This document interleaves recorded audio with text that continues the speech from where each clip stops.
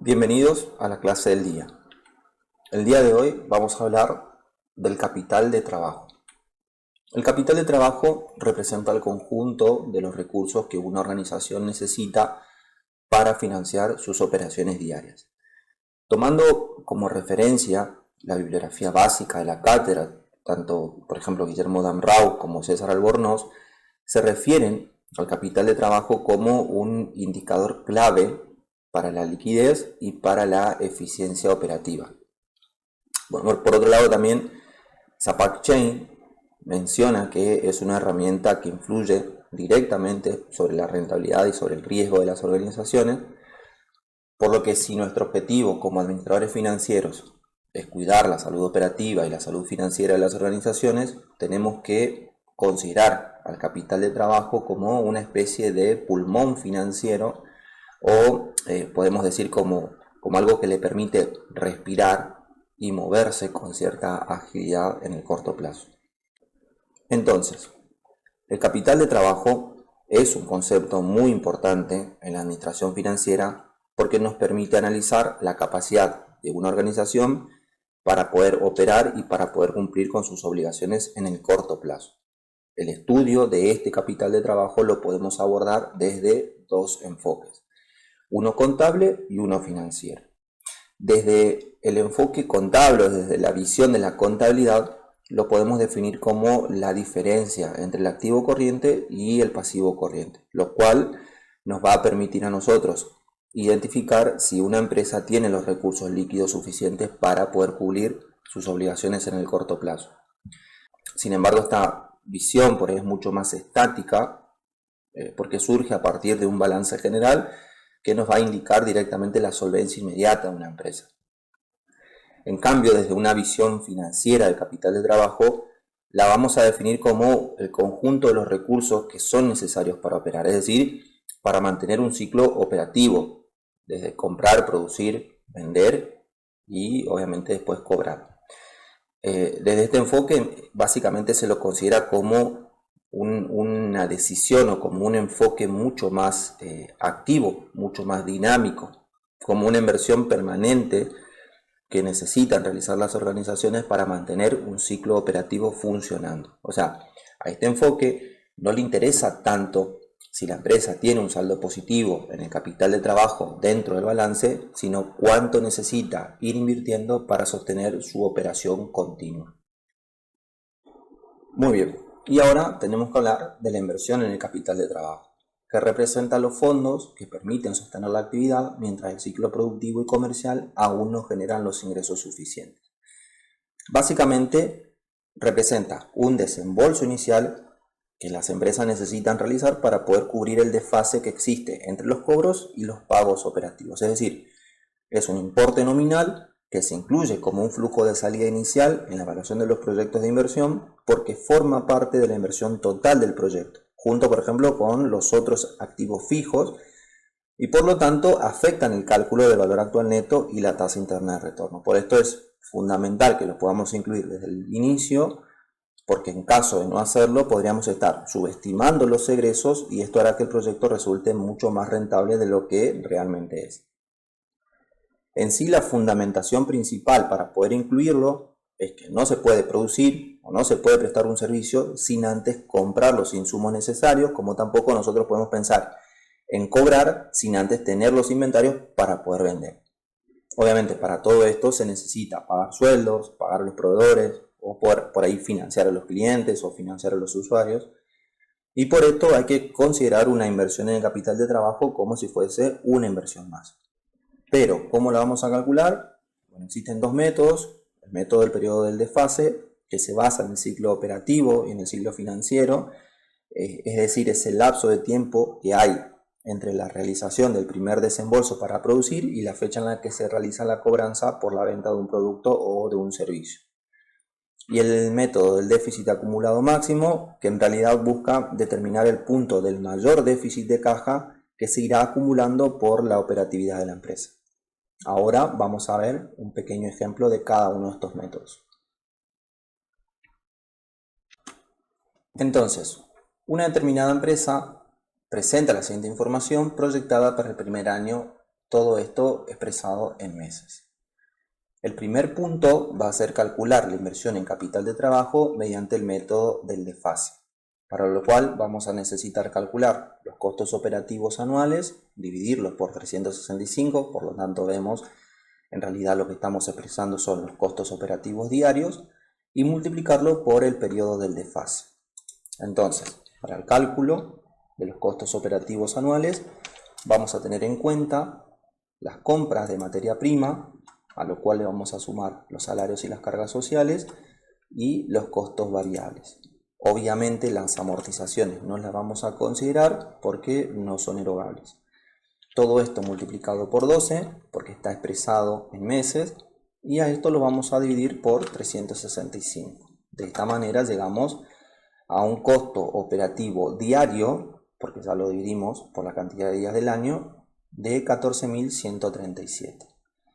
Y ahora tenemos que calcular el desfase, que lo vamos a realizar teniendo en cuenta el plazo promedio de inventarios, a lo cual le vamos a sumar el plazo promedio de cobranzas, y a lo cual le vamos a restar el plazo promedio de pago a proveedores. De esta manera vemos que existe un desfase de 50 días, o sea, 50 días sería ese ciclo de conversión del efectivo. Y lo que tenemos que realizar ahora es multiplicar el desfase de 50 días por los costos operativos diarios. Y de esa manera, según este método, la inversión en el capital de trabajo debería ser de 706.849 pesos con 32 centavos. Realicemos ahora el método del déficit acumulado máximo. Tenemos que calcular los ingresos y los egresos para cada uno de los meses. Como vimos, el plazo promedio de cobranza es de 30 días. Por ende, el primer mes vamos a vender mercadería, pero no la vamos a cobrar. Recién vamos a cobrar 30 días después, por ende, el segundo mes. Para el cálculo de los ingresos, simplemente tenemos que multiplicar la cantidad demandada por el precio de cada uno de esos productos. Y vamos a tener entonces un ingreso mensual de 540.000 pesos. En cambio, como vimos, las compras, los salarios y los costos sí se van a tener en cuenta mes a mes, porque están expresados mes a mes, y tenemos que sumar entonces las compras de la materia prima, los salarios y las cargas sociales y los costos varios. De esta manera llegamos a egresos de 430.000 pesos, que obviamente también van a ser todos los meses el mismo importe. Para esto vamos a poder calcular el saldo, que va a ser la diferencia entre los ingresos y los egresos. Y vamos a ir acumulando un saldo, en este caso negativo. La diferencia, o sea, el saldo, todos los meses va a resultar de la diferencia entre los ingresos y los egresos. Y el saldo acumulado va a ser la diferencia entre el periodo anterior y lo que va resultando en caja el periodo nuevo. Y esto va a ser así todos los meses. Como vemos, el saldo acumulado se va a ir reduciendo en 110.000 pesos, que es lo que va quedando de saldo desde el segundo mes hasta el séptimo. Como vemos, el quinto mes se revierte la situación y empezamos a tener un saldo positivo. Según este método, como vemos, el método del déficit acumulado máximo, ese déficit máximo se produce el primer mes, que fue justo cuando no tuvimos aquellos ingresos para hacer frente a los egresos. Entonces, siguiendo este método, la inversión en el capital de trabajo debería ser de 430.000 pesos.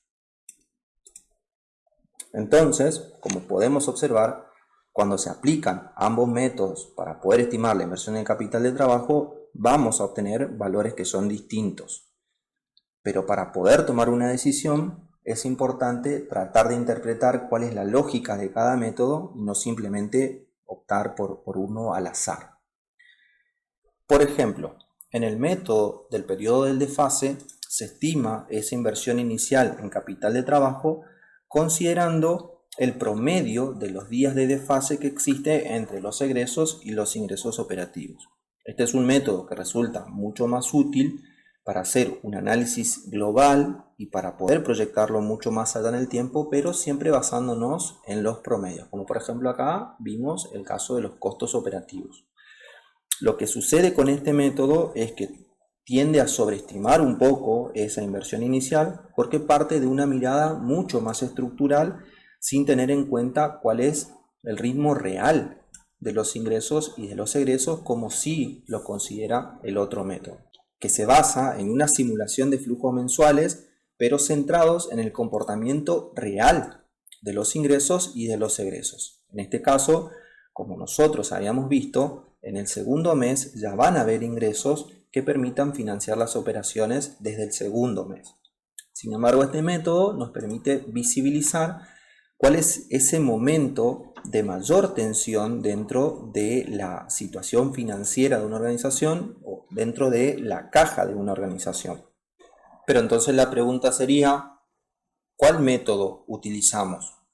Lo ideal es entender que ambos métodos son complementarios. Lo ideal sería que se usen en conjuntos. Por ejemplo, el método del periodo del desfase nos brinda una referencia mucho más estructural y mucho más estable en el tiempo.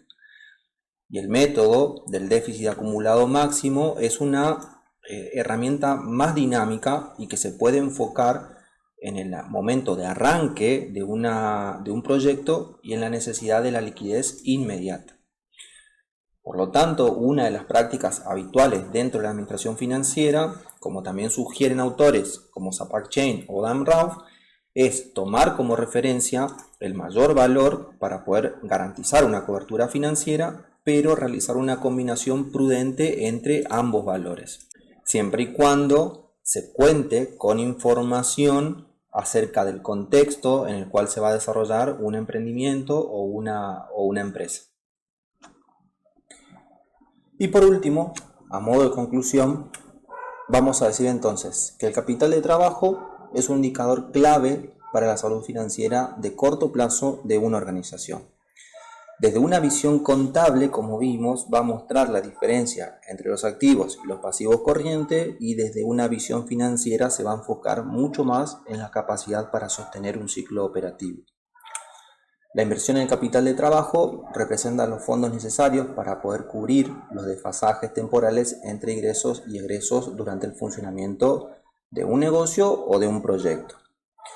Es un componente, como vimos, que va a ser esencial también dentro de la inversión total y debe formar parte del flujo de fondos, ya que va a afectar a los indicadores como el BAN o la TIR, y obviamente debe ser tenido en cuenta. Pero al margen de esto, poder determinar correctamente el capital de trabajo o la inversión en el capital de trabajo va a ser fundamental para una buena planificación financiera, porque nos va a ir dando información sobre la necesidad de financiamiento, nos va a permitir también prevenir algunas crisis de liquidez, nos va a permitir optimizar los recursos al corto plazo y nos va a permitir reducir el riesgo operativo y también mejorar la rentabilidad de la organización. Existen dos métodos principales para el cálculo de la inversión en el capital de trabajo: el periodo del desfase y el déficit acumulado máximo. Como vimos, el periodo del desfase se basa en el tiempo promedio entre los pagos y los cobros, y el déficit acumulado máximo se enfoca mucho más en el flujo mensual proyectado y en un punto crítico de mayor falta de liquidez. Lo ideal sería que para tomar una decisión se analicen cuidadosamente cada uno de los métodos porque responden a una lógica distinta. El método del periodo del desfase suele arrojar valores mucho mayores al considerar solamente los promedios, mientras que el déficit acumulado máximo muestra una necesidad mucho más exigente y mucho más puntual. Entonces, la combinación de ambos enfoques nos va a permitir tomar decisiones mucho más prudentes que nos permitan garantizar la liquidez sin sobre o sin subestimar la inversión. Como saben, tienen disponibles los foros por cualquier consulta, cualquier duda, cualquier necesidad de ampliar el contenido visto el día de hoy.